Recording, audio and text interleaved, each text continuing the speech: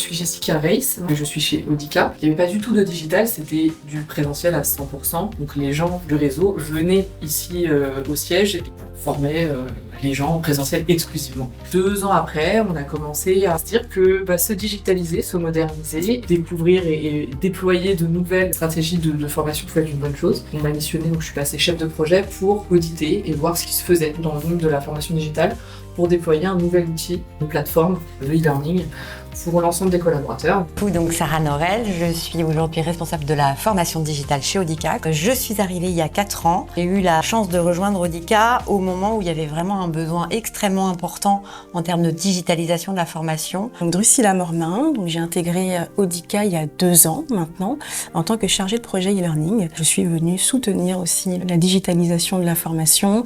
Donc je suis aujourd'hui sur la partie création de formation, déploiement des formations, accompagnement aussi des formateurs et administratrice de la plateforme Audicademy, à travers laquelle nous formons l'ensemble de nos collaborateurs. Audica, c'est une entreprise française donc il y a 45 ans qui a été fondée par 2 frères et qui a rencontré un certain succès, qui a beaucoup grossi. Et c'est en 2015 qu'on s'est rapproché d'une entreprise danoise qui est aussi spécialisée dans l'audition, qui est aussi une entreprise familiale. C'est pour ça qu'on s'est rapproché de Demant et pas d'une autre entreprise. Donc depuis 2015, on appartient au groupe Demant. Audica, en quelques chiffres aujourd'hui, on est à plus de 600 centres, on est à plus de 1500 collaborateurs partout en France, et le nom d'Audica est représenté dans le monde entier parce que Demant possède des centres en France, mais en Europe et partout dans le monde. Si on devait rationaliser Demant, Audica, donc l'histoire familiale et le rapprochement de ces valeurs-là, on pourrait dire que Demant et Audica, le dénominateur commun, c'est ces 2 entités sont vraiment représentatives, sont leaders dans la santé auditive et entendent bien justement pouvoir continuer à aider le plus grand nombre à entendre mieux et changer leur vie. Eh bien, tout le monde. On peut dire que depuis l'intégration jusqu'au plan de développement des compétences, en France on appelle ça comme ça, c'est-à-dire la formation continue, on forme l'ensemble des collaborateurs. C'est-à-dire que je suis par exemple coordinatrice de centre, je travaille dans un centre. Depuis mon arrivée jusqu'à toute ma vie de collaborateur, je vais être formée à chaque moment de ma vie de collaborateur, de la même façon que si je suis audioprothésiste, en fonction de mon profil professionnel, de la même façon que si je suis manager. On couvre vraiment l'ensemble des missions qui sont intégrées dans le quotidien professionnel du collaborateur. D'où les services formation assez représentés. Ça fait vraiment partie de nos valeurs d'entreprise. Donc tous les métiers, toutes les professions, même les professions de management et de direction. Et donc sur toutes les thématiques qu'on va pouvoir définir en France, ça peut être du sécurité, du légal, du business, de la performance, du bien-être, du développement de compétences, etc., etc. On a vraiment un catalogue qui est très riche.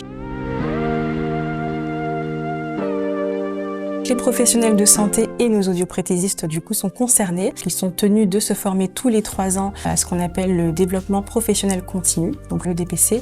Audica accompagne justement ces audioprothésistes dans ce parcours de formation qui pour eux est obligatoire. Leur droit d'exercer en dépend. La plateforme aussi Audicademy nous permet de les accompagner sur cette thématique-là.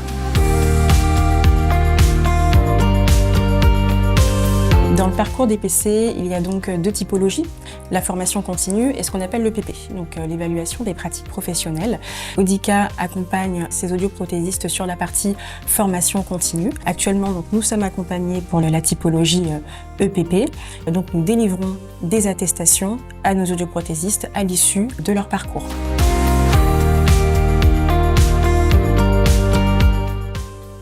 On va avoir aussi un cadre légal en France, ça s'appelle le plan de développement des compétences, qui est un vrai sujet, c'est-à-dire que chaque entreprise qui a plus de 500 collaborateurs est tenue d'investir dans la formation continue de ses collaborateurs. Donc ça, c'est un sujet qui est vraiment très très présent dans les valeurs d'Audica. Et donc chaque année, on prévoit un plan de développement des compétences qui soit en cohérence en tout cas avec les enjeux stratégiques et les enjeux légaux tels que la France le demande. Donc on va avoir des formations de type sécurité et tout ce qui a trait au légal. On va avoir aussi les formations qui font partie partie du compliance du groupe aussi. Donc, on a vraiment des gros enjeux légaux dans ce sens-là. Et Audicademy nous permet d'avoir cette fluidité et cette stabilité en termes de suivi de formation, que ce soit la formation sur le droit de la concurrence, sur le RGPD, sur la CNIL, etc. Ou même tout ce qui est en lien avec les enjeux RSE, puisque ça fait partie des nouveaux contextes qui vont challenger les entreprises à laquelle on appartient, comme Demant. Du coup, on est vraiment sur l'ensemble de ces sujets-là, puisque tout est intégré dans la plateforme. Donc, j'ai envie de dire, le sujet il est assez vaste. Sur un parcours, on va dire, global d'un collaborateur, on va recenser entre 6 et 8 formations de ce type-là sur lesquelles on peut nous demander des comptes, que ce soit le groupe, notamment concernant les enjeux RSE et compliance, mais aussi les services juridiques français sur la sécurité, l'incendie, etc.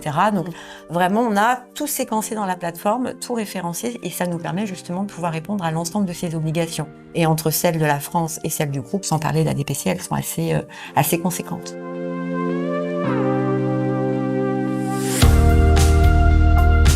Le cahier des charges premier, quand on s'est dit qu'on allait lancer la formation digitale, c'était le budget et assez simple d'utilisation parce que tout nouveau, on est sur une population qui n'est pas du tout habituée à se former à distance, derrière un ordinateur, tout seul. Donc c'était vraiment important d'avoir quelque chose qui soit simple, intuitif. Quand j'ai commencé mon audit, moi, avec les personnes qui faisaient partie du projet, on a identifié 3 acteurs, dont Dokeos. On a eu des périodes de test sur les 3 plateformes, puis il y a eu Dokeos qui était entre les deux, en termes de budget et en termes de plateforme, enfin visuellement et dans les fonctionnalités qu'elle apportait. C'était vraiment le bon équilibre entre ce qu'on voulait pouvoir déployer dans le futur, parce qu'on avait aujourd'hui une plateforme intuitive, simple d'utilisation.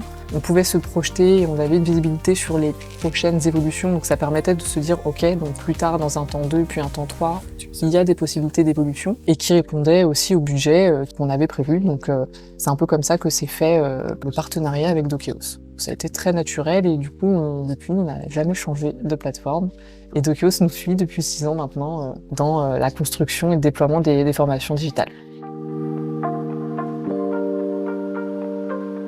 Je dirais la partie qui m'a le plus impressionnée quand j'ai découvert Dokeos, c'est ce côté très collaboratif et ce côté évolutif permanent, cette optimisation continuelle et perpétuelle sur la base de l'ensemble des expériences des autres clients dont nous sommes partis, a une vraie valeur ajoutée. On a pu profiter aussi et bénéficier de certaines nouveautés. On a pu participer aussi en proposant des développements.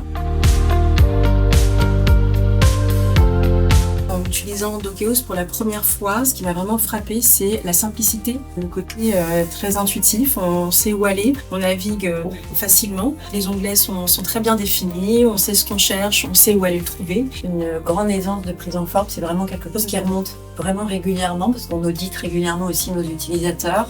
J'ai même quelqu'un qui m'a dit que son enfant de 6 ans n'a aucune difficulté à comprendre en tout cas le fonctionnement. Donc pour nous, c'est un vrai gage en tout cas de qualité en termes de prise en main d'un outil, parce qu'on en a quand même pas mal. Et d'autre part, il y a aussi ce côté très adaptif en fonction des différents supports, sur un téléphone, sur une tablette, sur un ordinateur. Ça aussi, c'est un vrai gain. C'est vraiment des points très très forts qui améliorent l'engagement et qui permettent vraiment à l'ensemble des collaborateurs de se sentir à l'aise dans l'interface.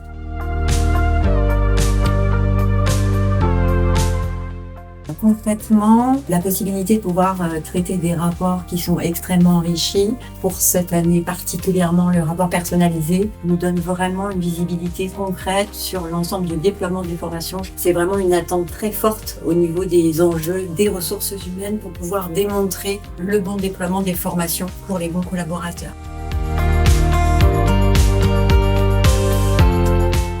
Je crois qu'on en est en 8 ans. Oui, quand même. Pour moi qui ai commencé l'aventure chez Audica il y a 2 ans, je suis, ma foi, très contente de l'expérience que nous offre Dokeos. Très satisfaite, voilà, des fonctionnalités qui sont proposées et fière aussi de toutes les évolutions qu'on a pu proposer à nos collaborateurs depuis la création. Donc, merci Dokeos et que l'aventure continue. Moi, j'étais là au tout début. J'ai vu naître Dokeos chez Audica. C'était pas du tout pareil. Pour le coup, c'était très différent. On a changé de plateforme. Il y a eu plein de nouvelles fonctionnalités qui sont arrivées. Donc, c'est vraiment en 6 ans une évolution qui est hyper positive. En tout cas, j'ai hâte de voir l'évolution de tout ça un peu plus en distance. Mais là, quand même, bravo en tout cas.